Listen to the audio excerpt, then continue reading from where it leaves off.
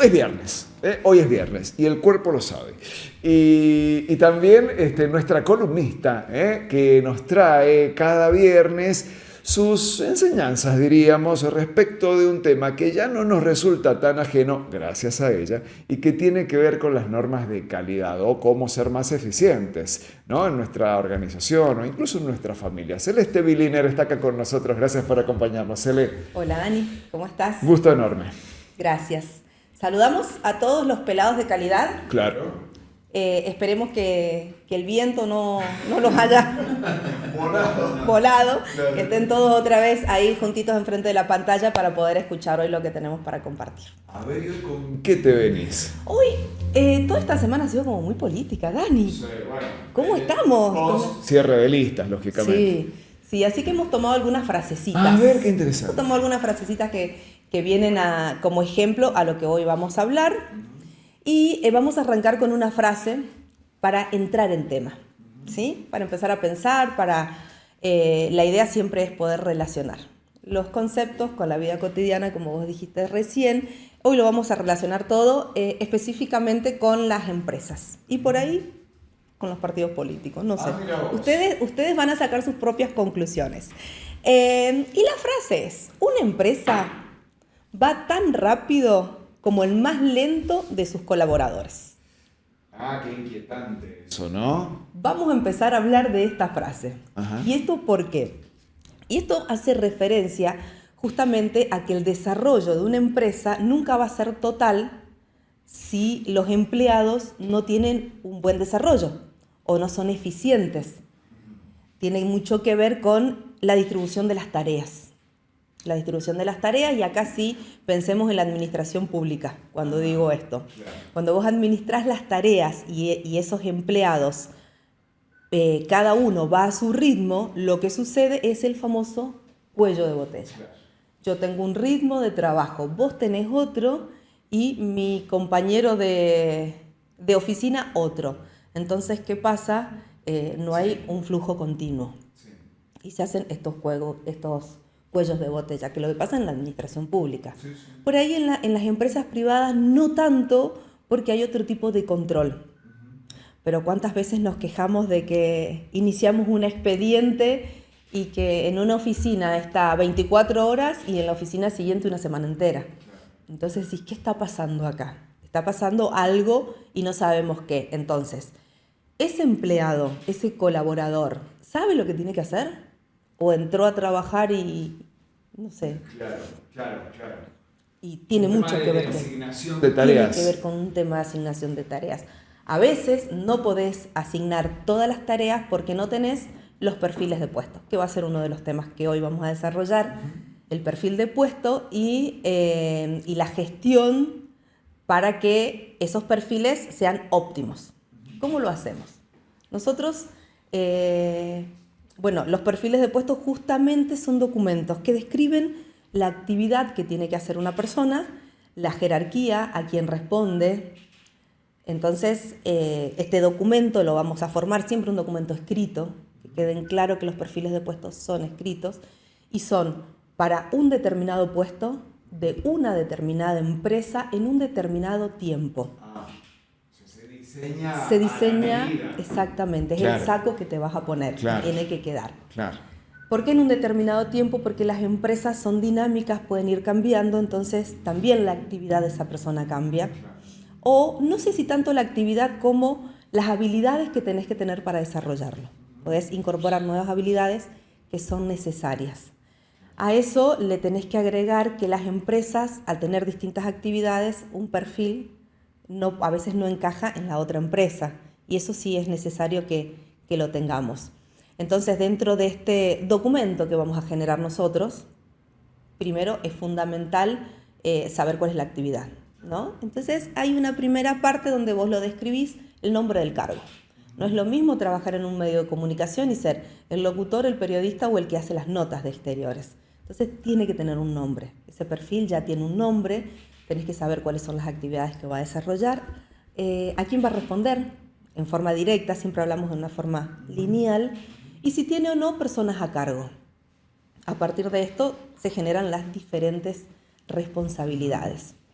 Tenés una parte técnica en este documento que te va a decir cuáles son los conocimientos académicos, cuáles son tus títulos, cuáles son tus formaciones.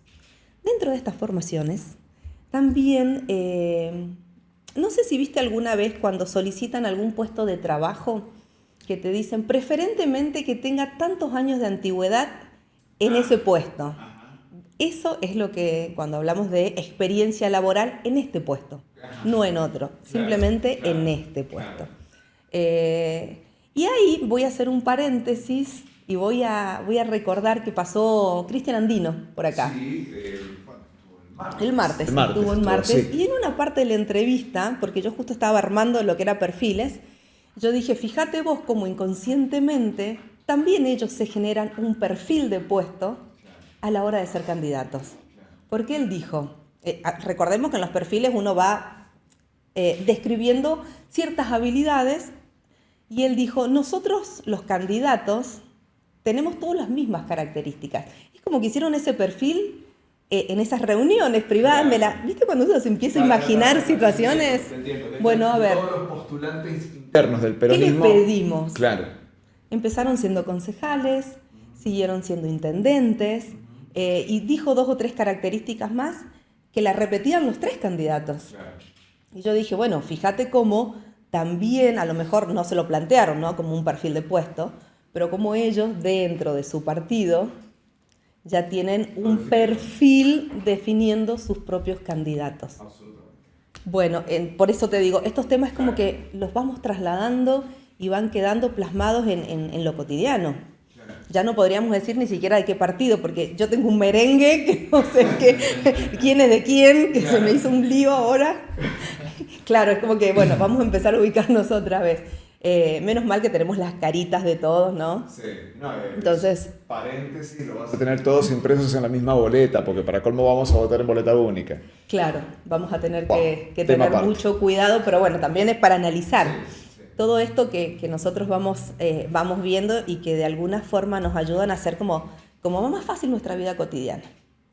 Así que, bueno, y ahí quería relacionarlo, digo, cómo se relacionan esta semana con los candidatos, con los partidos y demás. Sí. Bueno, seguimos con los perfiles. Seguimos con los perfiles, y lo que te va a ayudar este perfil es a elegir y a seleccionar el candidato ideal para ese puesto, para que no haya errores, para que desarrolle de la mejor forma posible la labor por la cual estuvo seleccionado. ¿Sí? Y por otro lado, hay muchos perfiles que también tienen en cuenta las habilidades blandas. Muchas veces personas que trabajan sola no los tienen tanto en cuenta, pero si vos estás trabajando en relación de atención al público o estás en contacto con la gente, tenés que tener comunicación, por ejemplo, una comunicación asertiva, tenés que tener algo de liderazgo, tenés que tener empatía. Entonces son todas esas habilidades que son necesarias para este puesto determinado del que estamos hablando. O sea, es decir, te referís a habilidades blandas por aquellas que por ahí no son las que se aprenden en una academia o en un instituto, sino que se adquieren en la vida. Igualmente, estas habilidades, porque vos a lo mejor técnicamente sos brillante, estas habilidades las podés ir adquiriendo. Hay algunos cursos que te permiten adquirir, bueno, y eso va a tener que ver con las capacitaciones que te va a brindar la empresa. ¿Y cómo te va a brindar esas capacitaciones? O cómo, una vez que vos definiste el candidato ideal, ¿cómo vas a saber si realmente te va a dar resultado? O esos resultados son los que vos estás pidiendo. Y ahí es cuando ingresa lo que nosotros llamamos la gestión de desempeño. La gestión de desempeño no es más que un proceso donde te va analizando y te va acompañando en el desarrollo laboral de la persona. Cuando hablas en las empresas por ahí que da un poco de miedo porque dice vamos a hacer evaluaciones de desempeño, y en realidad lo que hace es generar un temor porque decís me van a tomar una evaluación realmente. Y hay que entender que lo mejor que te puede pasar en una empresa o en un organismo es tener estas evaluaciones, porque te dicen dónde estás parado, porque te van a ayudar a que vos crezcas profesionalmente. No te van a echar, no es cierto que hacen y que te echan, no, al contrario, lo que van a hacer es ajustar tu trabajo en relación a los objetivos estratégicos de la empresa. Y eso es algo que también a mí me encanta aclarar, es decir, cuando vos haces gestión de desempeño, solamente mirás el desempeño de esa persona en la empresa. No tiene nada que ver con la vida cotidiana de esa persona.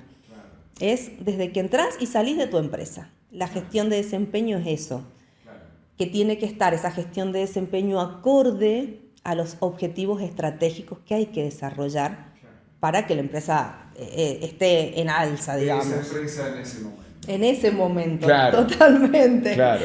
Me gusta porque estás agarrando. Viste que te escucho.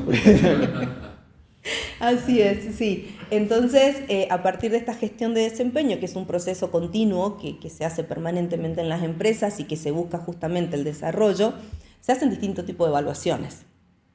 Y el tema fundamental de estas evaluaciones es poder hablar con el empleado sobre el resultado de las evaluaciones.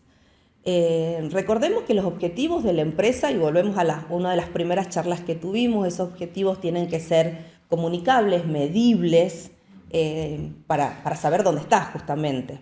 Entonces acá el tema de la comunicación es tal vez el pilar fundamental. Porque vos no podés cumplir un objetivo, no podés desarrollarte en tu trabajo si no sabes cuáles son los objetivos. Claro. Eso es sí o sí fundamental. A lo mejor el gerente tiene un objetivo concreto y el subgerente baja otros objetivos a sus colaboradores directos que no son los mismos que tiene él. Y tiene que ver con que no hubo una comunicación de esos objetivos. Entonces, de la misma forma que tenés que contarle a tus colaboradores a dónde querés apuntar, tenés que explicarle cómo lo vas a lograr. Y en ese cómo vas a lograr esos objetivos entran todo lo que es el desempeño del empleado. Yo, para que este programa pueda salir bien, que es el objetivo final, y que tenga buena calidad, yo necesito que tus colaboradores, que Virginia, Lalo, Luz y todos los chicos que se van, lleguen a horario, tengan el agua puesta por si alguien se ahoga, o los micrófonos. Bueno, entonces yo tengo que decirle a ellos, primero, cómo quiero que salga el producto, o qué quiero lograr, y después cómo. Y ese cómo es el desarrollo de todas las habilidades que ellos tienen que tener para que este programa sea exitoso o salga con la mayor calidad posible. ¿Sí? Y es la tarea. Y es la tarea. Pero me viene bien esta materialidad que le das a los conceptos, porque yo siento que del otro lado hay un montón de gente que ya estará sacando cuentas de su propia realidad, ¿no? Y de sus propias estructuras, de sus propias organizaciones. Y cuando yo te decía esto de poder comunicar los resultados, es esto de tener ese contacto directo con tu líder, que no siempre es el dueño, con la persona o con tu jefe directo, porque eso genera un respaldo al liderazgo y genera una confianza en el empleado. Nosotros terminamos, y hay algo que le voy a contar a la gente, que es una intimidad de ustedes en realidad, que cuando terminan los programas, ustedes aplauden, se ha escuchado o festejan, digamos, o dicen... eso también es un feedback a las personas que están con vos, de decir, bueno, salió, qué bien que lo hiciste. Y esa palabra, qué bien que lo hiciste, muchas veces no siempre, es importante, porque te genera respaldo.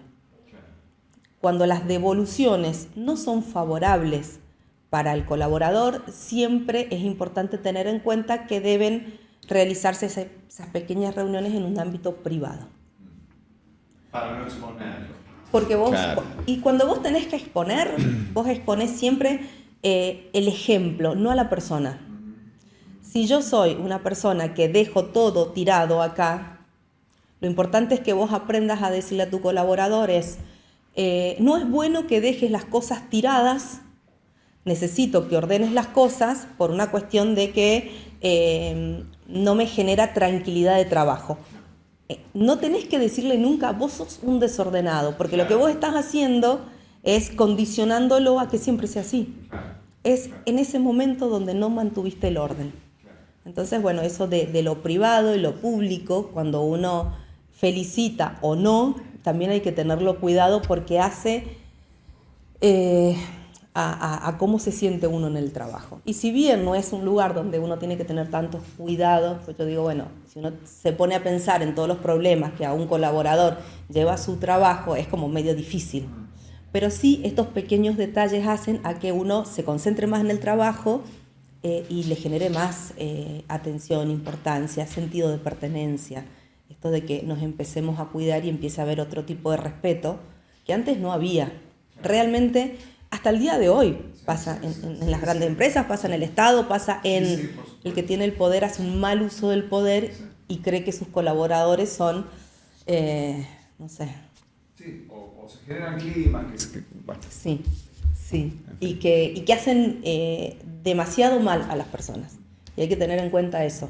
El clima laboral tiene que ser siempre óptimo y tenemos que trabajar para que ese clima laboral sea el mejor posible.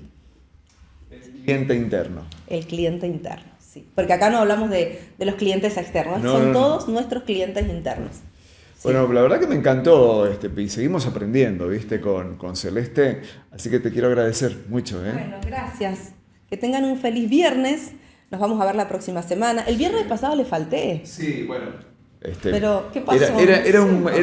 Era un feriado Feriado. raro. Sí. Yo, bueno, sí, y hoy con el viento vine, así que una cosa rara lo mío, pero bueno, pero los estuve viendo, los estuve siguiendo y estoy ahí. Sos parte. Sí, soy parte, por supuesto. Asterisco, sos parte. Soy parte. Ahí lo dejo. Ahí vamos, vamos. Ahí lo dejo. Vamos a ir cerrando, porque estos son procesos dinámicos que van cambiando, así que Sí. tengan en cuenta eso. Eh.